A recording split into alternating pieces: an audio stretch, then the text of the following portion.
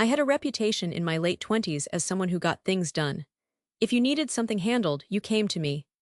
I took this as a compliment and continued to earn it by saying yes to almost everything that came my way: projects, favors, committees, requests, asks that were clearly the responsibility of someone else, but that I picked up because I was capable, and because saying no felt like a character flaw.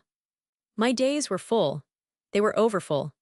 I was consistently behind on things that actually mattered to me because the things that had most recently been asked of me kept jumping the queue. I spent my evenings catching up on work I had not been able to do during a day structured almost entirely by other people's needs. On paper, I was producing a lot. In reality, I was producing a lot of the wrong things. The crisis came in a form that felt disproportionate to its cause.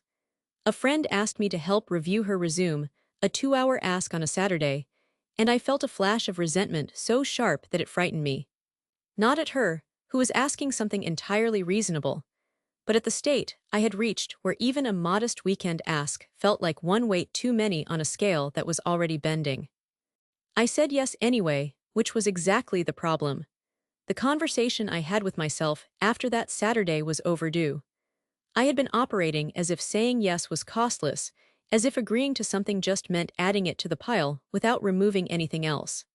But every yes was a no to something. Every committee seat was time that was not going to a project I cared about. Every favor done out of inability to decline was attention that was not going to my own work or rest.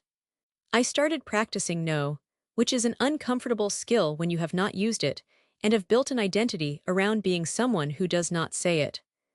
I began with small asks, buying time before responding rather than reflexively agreeing. I developed a phrase that I still use: "Let me check my capacity and come back to you." It sounds minimal, but it broke the reflex, creating a pause in which I could actually decide rather than just comply. Over about 6 months, I eliminated roughly 30% of the commitments I had been carrying.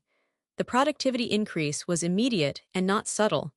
I was doing less but finishing more. I was present for the work I was doing in a way I had not been, when every task was competing for attention with 15 others. The most counterintuitive discovery of my professional life. My capacity went up the moment I stopped trying to fill all of it.